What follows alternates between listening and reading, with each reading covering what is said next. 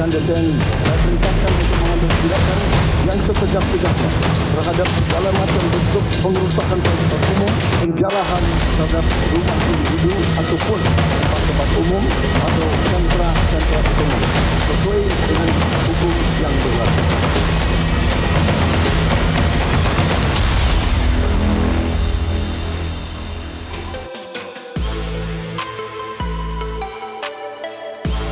Gerakan masyarakat yang terjadi sejak tanggal 25 Agustus sejatinya gerakan moral untuk mendesak DPR membatalkan sederet kebijakan yang dianggap tidak pro rakyat. Namun situasi berubah cepat saat solidaritas pasca tewasnya Afan berubah menjadi aksi anarkis yang menyasar banyak hal. Presiden Prabowo pun segera mengumpulkan elemen masyarakat untuk menenangkan masyarakat yang semakin terpancing. Setelah 16 ormas Islam bertemu Presiden pada hari Sabtu kemarin, giliran para ketua umum partai politik dipanggil ke Istana Minggu siang. Pertemuan yang juga dihadiri Ketua DPR, MPR, dan DPD ini disebut sebagai momentum penting bagi konsolidasi politik nasional. Sejumlah hal positif pun disampaikan Presiden usai bertemuan dengan para ketua umum parpol, termasuk Megawati Soekarno Putri. Di antaranya pemerintah tetap membuka ruang penyampaian aspirasi secara damai, namun menolak tindakan anarkis. Kerusakan fasum akibat tindakan anarkis sama dengan membuang uang rakyat. Pertemuan ini pun menghasilkan langkah konkret seperti penonaktifan sejumlah anggota DPR yang merupakan kader parpol yang ditengarai bermasalah dan memicu sentimen negatif masyarakat. Selain itu, DPR juga akan melakukan moratorium perjalanan luar negeri dan mencabut tunjangan tertentu yang ditolak publik. Akankah langkah Presiden dan partai politik merespon desakan publik menjadi obat penenang bagi masyarakat? Pelajaran penting apa yang dapat diambil dari aksi selama 6 hari terakhir ini oleh pemerintah, DPR, dan masyarakat sendiri?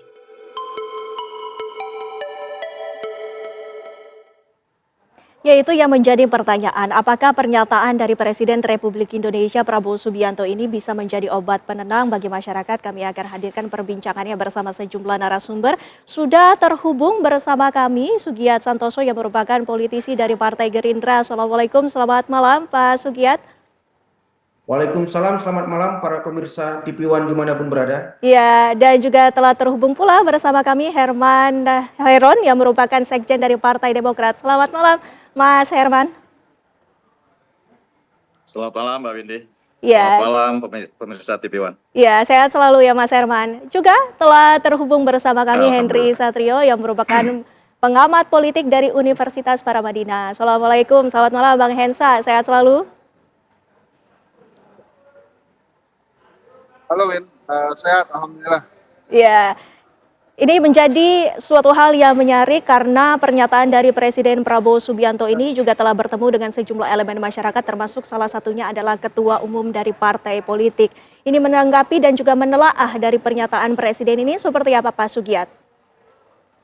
Ya, yang pertama bahwa kita mengapresiasi Bapak Presiden kita, Bapak Prabowo Subianto mengambil langkah-langkah yang terukur, sistematis, dan strategis, serta tegas untuk menyikapi persoalan beberapa hari pasca tanggal 25 Agustus kemarin.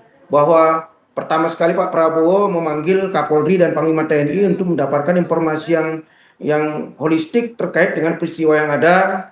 Kemudian Bapak Presiden juga secara bijak mengundang dan bersilaturahmi dengan pimpinan-pimpinan organisasi masyarakat keagamaan untuk menyatukan persepsi. Lalu dilanjutkan dengan pertemuan antara Bapak Presiden dengan pimpinan DPR, MPR, DPD, dan partai-partai politik yang kemudian dilanjutkan secara teknis rapat kabinet untuk menyikapi persoalan yang ada. Saya pikir apa yang disampaikan oleh Bapak Prabowo Subianto itu adalah sikap pemimpin yang tegas. Yang pertama bahwa beliau menjamin semua aspirasi rakyat yang itu bagian dari implementasi demokrasi itu dijamin, dicatat, dan digaransi akan ditindaklanjuti solusinya bagaimana. Tapi beliau juga memerintahkan kepada Kapolri dan Panglima TNI untuk bersikap tegas terhadap oknum-oknum yang berusaha ingin membuat kerusuhan di Republik ini. Saya pikir kami mengapresiasi langkah-langkah tersebut. Dan saya yakin dan percaya bahwa langkah-langkah tersebut secara bertahap akan meredakan ketegangan dan menjadi penawar atau solusi dari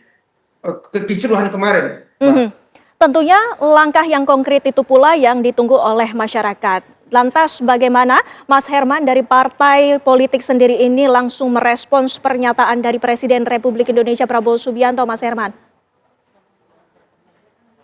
Ya, saya kira kita berikan apresiasi Pak Prabowo tentu semenjak terjadi demonstrasi pertama tanggal 25 juga terus mencermati terhadap setiap perkembangan dan memang disarankan partai-partai juga harus sensitif.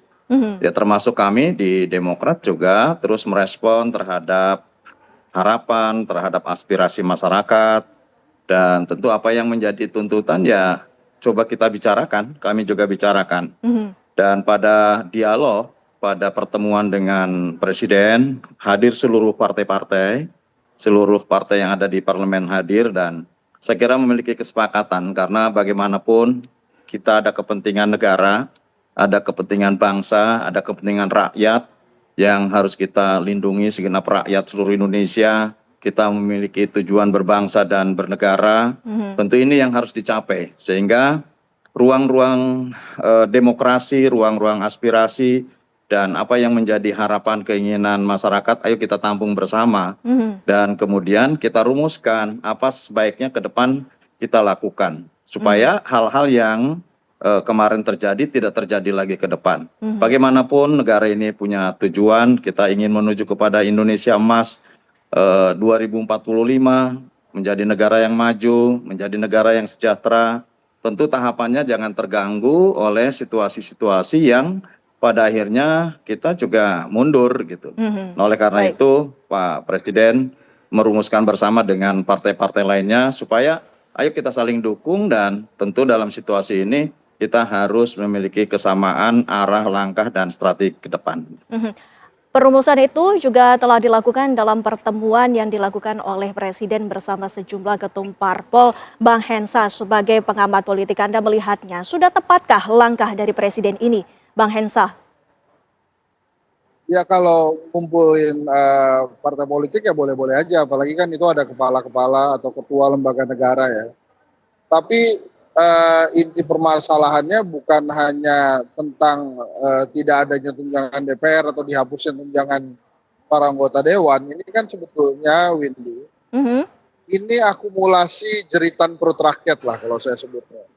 Jadi saat ini kan kondisi misalnya lapangan pekerjaan sangat sedikit, banyak sekali kemudian yang mendapatkan PHK, terus harga-harga barang juga merangsek naik ya.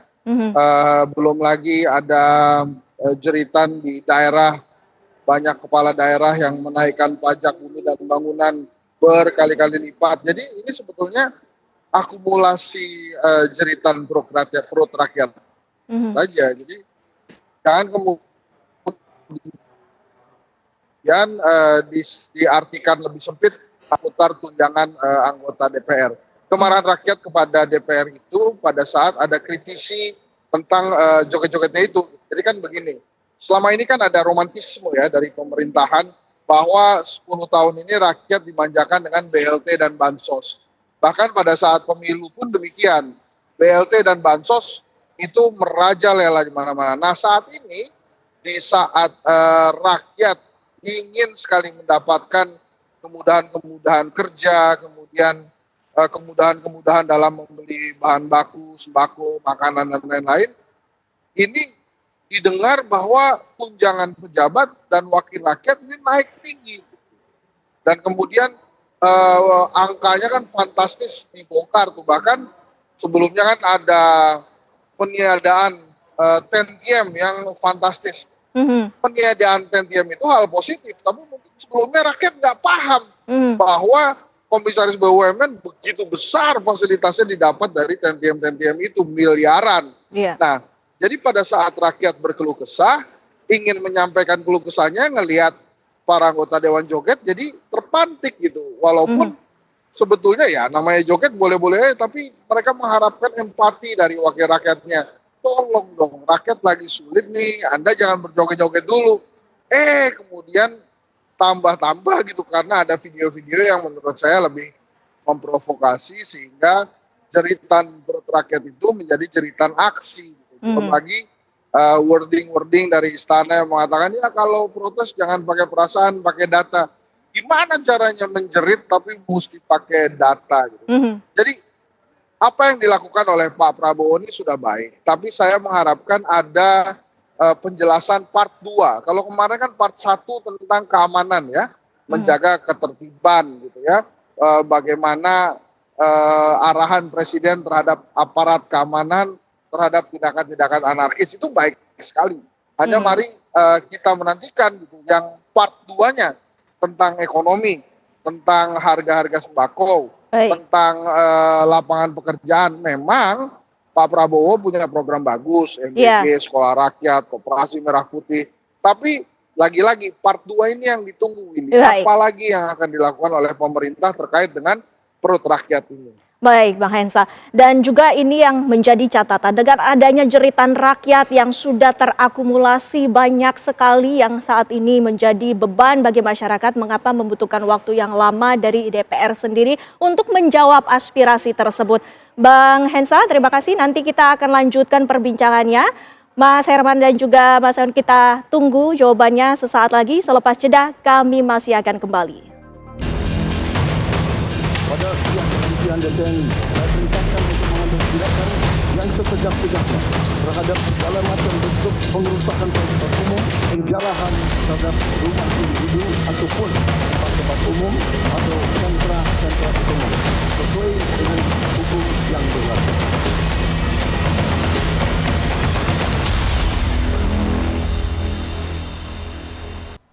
Sekali lagi, aspirasi murni yang ingin disampaikan harus dihormati. Hak untuk berkumpul secara damai harus dihormati dan dilindungi. Namun kita tidak dapat pungkiri bahwa sudah mulai kelihatan gejala adanya tindakan-tindakan di luar hukum, bahkan melawan hukum, bahkan ada yang mengarah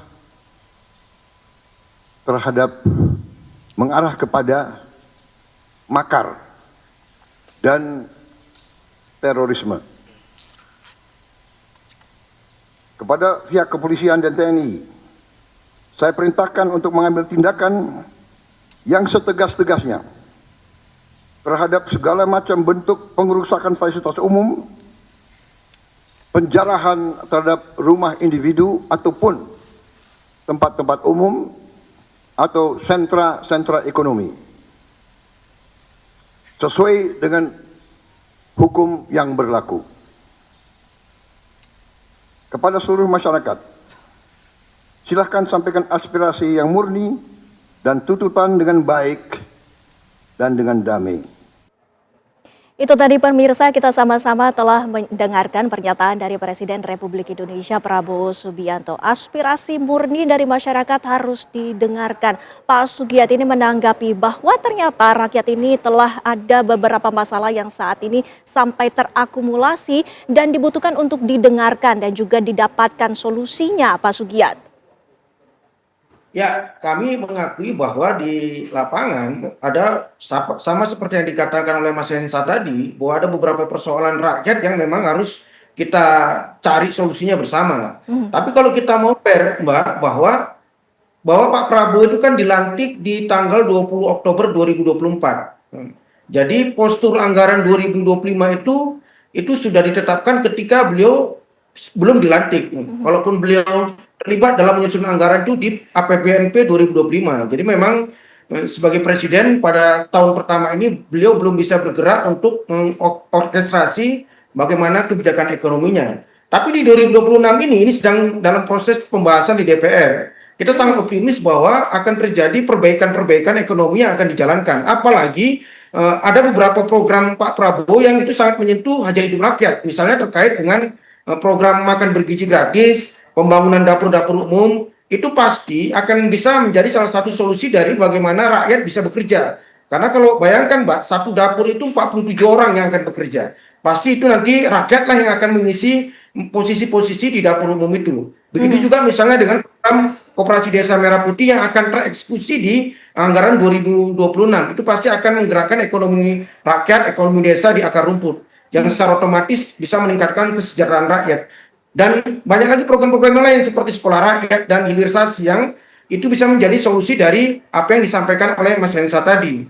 Nah, terkait dengan bagaimana apa yang disampaikan oleh Mas Hensa bahwa ada semacam apalah ketika rakyat sedang susah, DPR katakanlah menaikkan tunjangan segala macam, ya disampaikan oleh beberapa pimpinan partai politik yang kemarin itu sudah sepakat bahwa kita akan sepakat misalnya moratorium kunjungan luar negeri itu akan dihentikan, terus bagaimana tunjangan rumah sudah di stop dan lain sebagainya. Kalau saya Mbak, karena saya latar belakang aktivis, saya pikir tidak terlalu persoalan dengan apa yang menjadi keresahan masyarakat itu. Kita prinsipnya sepakat saja bahwa kita menjadi anggota DPR RI kan niatnya bukan yang lain-lain, tapi bagaimana masyarakat yang menjadi aspirasi di dapil kita bisa perjuangkan di tingkat pusat. Saya pikir itu. Dan masih banyak juga anggota DPR RI yang 580 orang itu di DPR, saya pikir punya semangat yang sama, Mbak. Baik.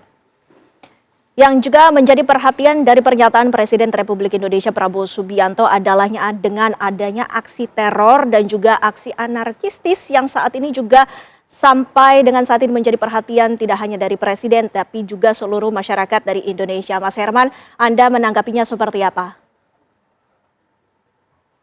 Ya, tentu ini kan berawal dari pemerintah juga membuka ruang sebetulnya untuk ruang demokrasi dan penyampaian aspirasi. Bahkan di DPR sebetulnya dalam periode ini sudah dibentuk alat kelengkapan dewan yaitu Badan Aspirasi Masyarakat. Ini kan untuk membuat kanal.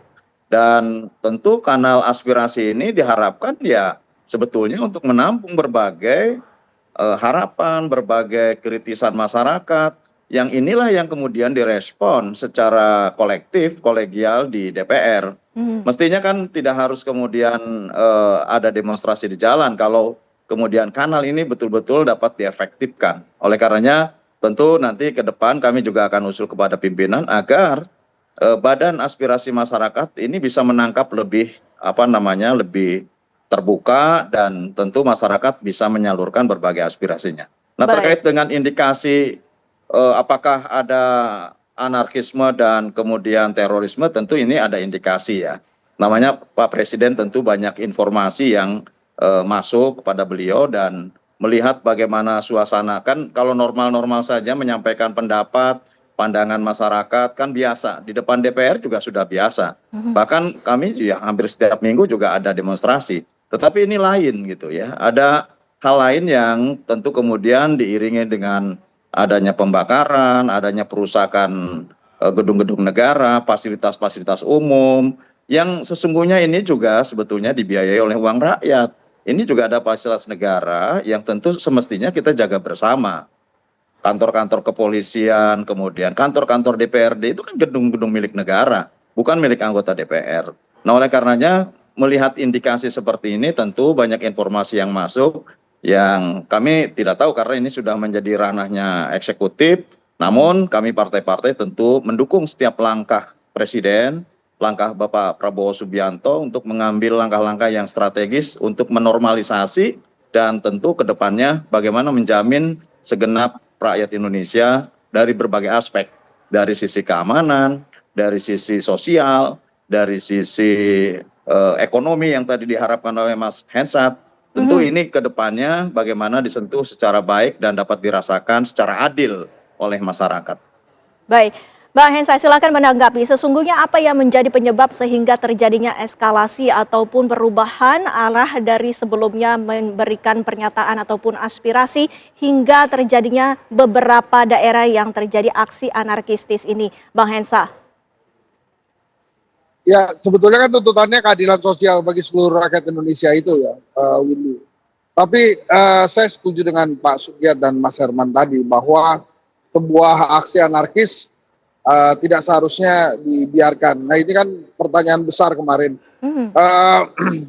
Pertanyaan besarnya rakyat itu justru pada saat masa anarkis itu menerobos masuk ke rumah Ibu Sri Mulyani ya.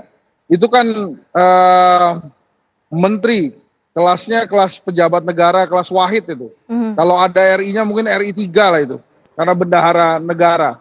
Nah, sampai kemudian bisa diterabas itu merupakan pukulan tersendiri menurut saya bagi pemerintahan Pak Prabowo. Maka sudah seharusnya segera dilakukan perbaikan-perbaikan.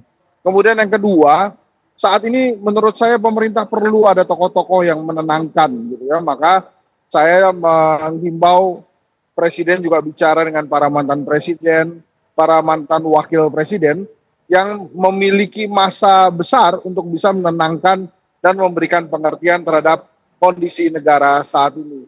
Kemudian saya juga menyarankan bagi pemerintah untuk kembali berkomunikasi dengan media massa mainstream, baik itu TV, radio, cetak maupun online, agar mereka memberikan suasana yang menyejukkan, menyampaikan pesan-pesan yang baik.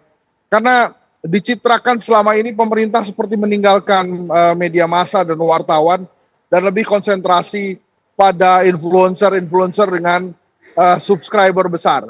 Nah, per hari ini misalnya, kita tidak mendengarkan tuh informasi-informasi atau pesan-pesan yang menenangkan dari influencer geng IKN misalnya ya, yang waktu itu diajak ke IKN oleh pemerintah.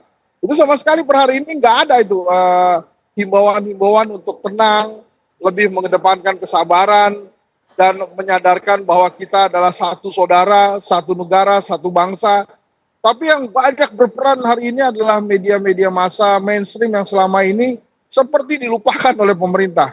Televisi menyampaikan berita-berita yang menyejukkan, radio demikian pula sama, online juga berita-berita yang sama. Tapi dari sisi media sosial justru ada kekhawatiran yang menurut saya harus segera dibenahi oleh pemerintah. Maka ada baiknya kekuatan keempat demokrasi media massa ini segera dirangkul oleh pemerintah lagi. Baik. Untuk bisa dijadikan mitra strategis yang baik dalam menyampaikan pesan-pesan.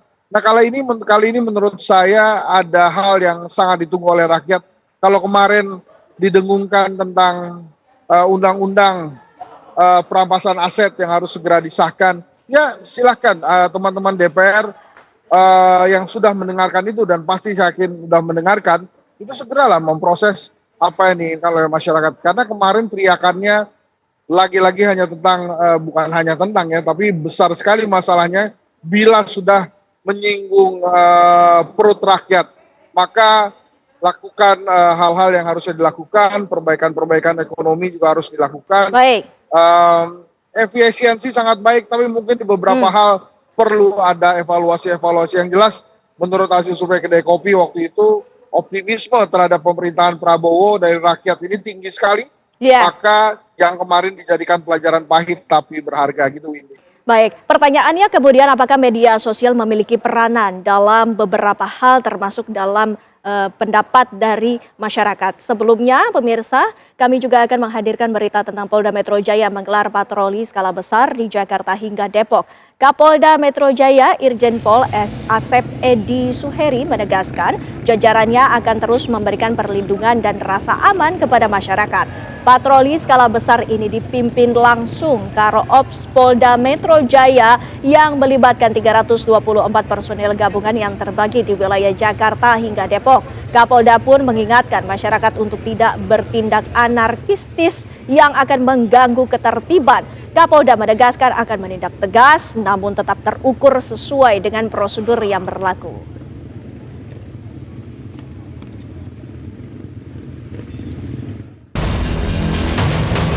Pada pihak kepolisian dan TNI, saya perintahkan untuk mengambil tindakan yang setegak-tegaknya terhadap segala macam bentuk pengerusakan fasilitas umum, penjarahan terhadap rumah individu ataupun tempat-tempat umum atau sentra-sentra umum sesuai dengan hukum yang berlaku.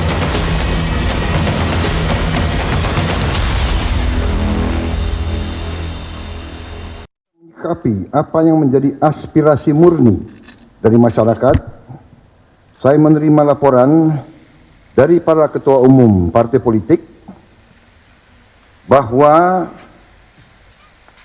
mereka telah mengambil langkah tegas terhadap anggota DPR masing-masing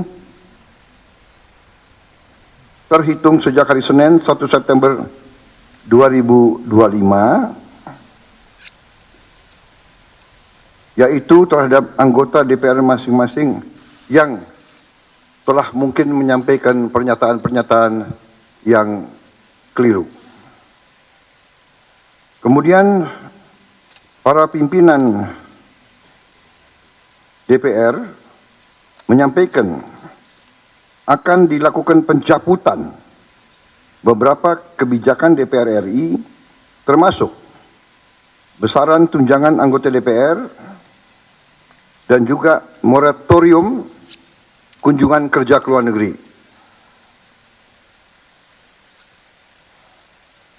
Langkah tegas tadi yang dilakukan Ketua Umum Partai Politik adalah mereka masing-masing dicabut dari keanggotaannya di DPR RI.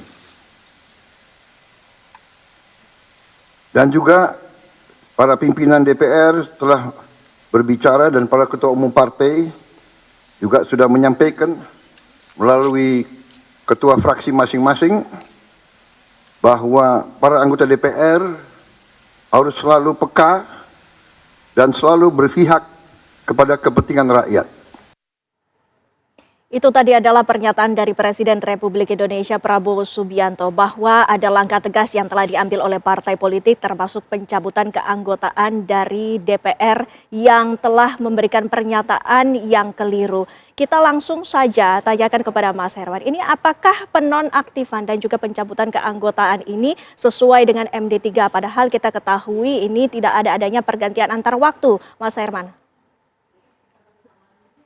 Tentu persoalan para anggota fraksi ya kami serahkan kepada partainya masing-masing. Jadi memang yang mungkin nanti ditanyakan kepada fraksinya masing-masing. Nah kebetulan alhamdulillah tidak ada sorotan bagi anggota fraksi Partai Demokrat dan bahkan Ketua Umum sudah menyampaikan kepada publik bersama dengan Ketua Fraksi bahwa untuk hal-hal yang menjadi tuntutan publik kami siap untuk bersama-sama rakyat menjalankan aspirasinya gitu. Dan bahkan kami sudah melakukan Commander's Call yang langsung dipimpin oleh Ketua Umum, dihadiri oleh seluruh para pimpinan DPP, DPD, seluruh Indonesia, agar semua kader Partai Demokrat peka dan sensitif terhadap situasi kemasyarakatan hari ini. Bahkan diinstruksikan dengan caranya masing-masing, tolong agar bisa membantu masyarakat di sekitarnya. Oleh karena itu, saya kira persoalan terkait dengan apakah ini penonaktifan dan lain sebagainya, kami tentu tidak bisa berkomentar karena ini diserahkan. Memang kalau di MD3, ya itu sangat tergantung kepada usulan dari fraksinya masing-masing. Sehingga alangkah baiknya, saya kira persoalan ini bisa dikonfirmasi kepada fraksi atau partainya masing-masing. Baik. Bang Hensa mungkin bisa menanggapi bagaimana tanggapan Anda, apakah mekanisme ini sudah sesuai, Bang Hensa? Gini, itu kan ada jurisprudensi ya, saat kasusnya Fahri Hamzah dipecat oleh PKS dan ternyata tidak bisa begitu saja dipecat oleh partai karena dia dipilih oleh rakyat. Nah jurisprudensi ini tentu saja membingungkan rakyat gitu ya, kenapa kemudian dinonaktifkan gitu. Apakah itu artinya di PAW atau diganti atau hanya sementara saja gitu. Seperti Eko Patrio ya, itu kan dia sekjen PAN ya. Maka pasti bertanya-tanya juga publik, kan dia juga ikut tanda tangan surat keputusan tuh, itu gimana. Jadi menurut saya gini Windy, kalau itu silakan lah, saya setuju sama Bang Herman, kembalikan ke mekanisme partai, tapi jangan sampai kemudian rakyat kecewa karena kan dipikirnya mereka bermain ini sudah tidak lagi menjadi anggota dewan gitu. Kalau masih menjadi anggota dewan, nah itu rakyat masih akan bertanya-tanya. Tapi itu kan salah satu masalah saja. Masalah terbesarnya keadilan sosial bagi seluruh rakyat Indonesia itu yang kemudian dipertanyakan oleh masyarakat gitu ya. Pada saat Pak Prabowo mengatakan efisiensi dan semua rakyat wajib mengikuti efisiensi, apakah pejabat-pejabat dan anggota dewan juga ikut serta dalam melaksanakan atau patuh terhadap pelaksanaan efisiensi itu. Nah itu kan sebetulnya yang jadi pertanyaan dari masyarakat luas. Jadi kalau kemudian pemberhentian atau penonaktifan anggota dewan itu menurut saya hanya bagian kecil dari tuntutan rakyat. Jadi mungkin ya itu sifatnya menenangkan sementara.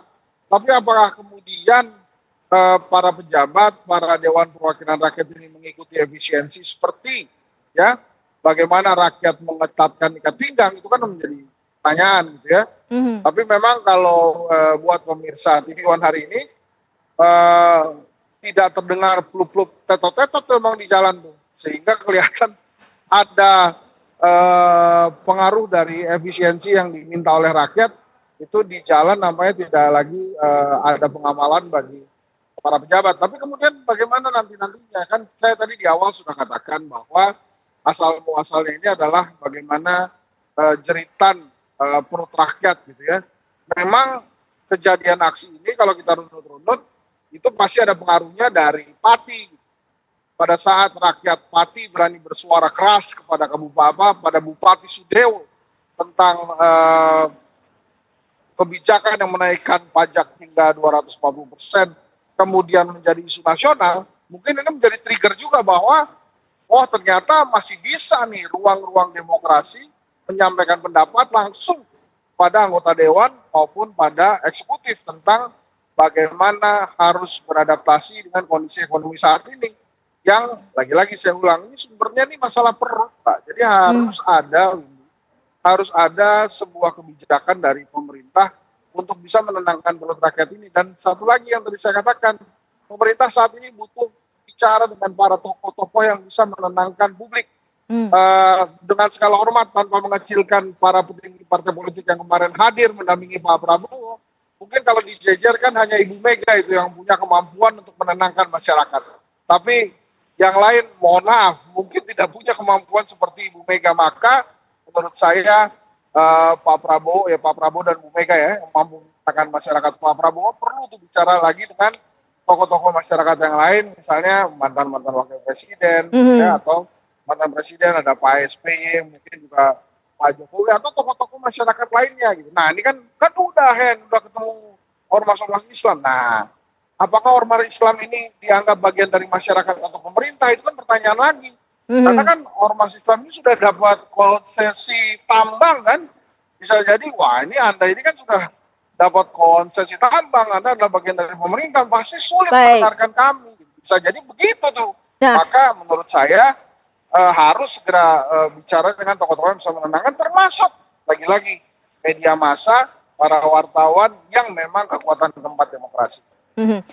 Tentunya juga langkah konkret yang ditunggu oleh masyarakat, Pak Sugiat. Kami juga ingin mengetahui apa selanjutnya yang seharusnya dilakukan agar masyarakat ini, tuntutannya ini dapat segera terrealisasikan dan aspirasinya tidak hanya menjadi catatan, tapi ada solusi dan juga adanya langkah yang bisa menyelesaikan permasalahan yang dirasakan oleh masyarakat, Pak Sugiat.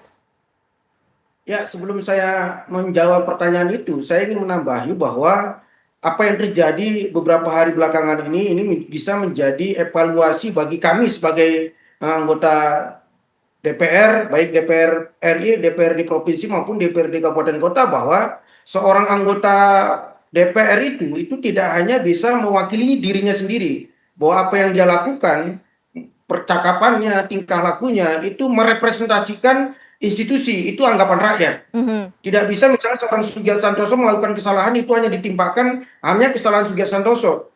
Rakyat tidak menilai itu. Rakyat menilai, oh itu anggota DPR, berarti DPR-nya seperti itu. Itu yang bisa menjadi refleksi kita bersama, bahwa ke depan ada kode etik dan kode moral yang ada di tengah-tengah masyarakat, yang itu harus kita jaga bagi anggota DPR, baik semua tingkatan, supaya tidak terulang lagi. Itu yang pertama. Yang kedua, saya pikir dalam konteks mengevaluasi DPR ada dua mekanisme. Pertama mekanisme internal partai, tapi juga ada mekanisme di DPR yang itu Mahkamah Kehormatan DPR. Ada banyak aduan masyarakat ke MKD yang itu diproses oleh MKD. Saya pikir ini juga bisa diaktifkan kembali. Tapi Mbak, kalau kita mau jujur, DPR RI periode ini sesungguhnya, kalau ini bukan karena saya anggota DPR RI saya mengatakan ini, tapi ada beberapa fakta yang menunjukkan bahwa kita sesungguhnya sudah sangat responsif terhadap isu-isu kerakyatan. Misalnya pada bulan Januari lah, kalau kita baca kembali berita-berita, pada saat itu ada kebijakan Menteri Keuangan menaikkan PPN 12%, langsung DPR turun langsung bagaimana kebijakan ini tidak menyulitkan rakyat, sehingga diambillah pada saat itu kebijakannya hanya untuk harga barang mewah misalnya. Kemudian pada bulan Februari ada kebijakan Kementerian SDM yang itu terkait dengan LPG 3 kg yang itu juga dianggap sangat menyulitkan rakyat, lagi-lagi DPR turun langsung untuk menuntaskan itu agar kebijakan itu tidak menyulitkan rakyat. Belum lagi beberapa bulan yang lalu ada yang kisruh tentang perebutan 4 pulau antara Provinsi Aceh dan Provinsi Sumatera Utara, lagi-lagi DPR juga turun langsung. Sekarang kami sedang menangani persoalan kisruh hak cipta atau hak royalti yang terjadi antara pencipta dan penyanyi lagu. Itu mudah-mudahan akan bisa tuntas. Saya pikir secara apa yang kita lakukan secara kelembagaan itu sudah sangat merespon isu-isu kerakyatan. Tapi memang karena nilai setitik rusak susu bersebelanga kan, karena ada beberapa oknum DPR yang salah cakap, salah bertingkah laku, rakyat lalu mengeneralisasi bahwa itu adalah representasi dari DPR. Saya pikir itu yang menjadi refleksi kami bersama. Baik, pagi. Nah, terkait dengan solusi dari persoalan-persoalan rakyat, saya optimis bahwa APBN 2026 yang akan kita susun bersama pemerintah. Pak Prabowo berkali-kali dalam pidatonya bahwa anggaran itu harus semaksimal mungkin untuk hajat hidup rakyat. Beliau pada APBNP 2025 sudah mencontohkan bagaimana efisiensi terhadap beberapa program yang dianggap menghambur-hamburkan uang rakyat itu bisa dipangkas dan itu akan digunakan untuk program-program yang itu sangat terkait dengan hajat hidup rakyat. Dan ini di bulan September awal ini setelah Pagu definitif diumumkan oleh pemerintah, DPR bersama pemerintah akan membahas program-program yang saya akan percaya itu akan berpihak kepada rakyat. Baik. Baik, terima kasih Pak Sugyat, terima kasih Pak Herman, dan juga terima kasih Bang Hensa. Kita nantikan bagaimana langkah tegas dari pemerintah dan juga DPR untuk kemudian mengabulkan segala aspirasi dari masyarakat demi rakyat pula. Terima kasih Bapak-Bapak telah bergabung bersama kami di Apa Kabar Indonesia Malam.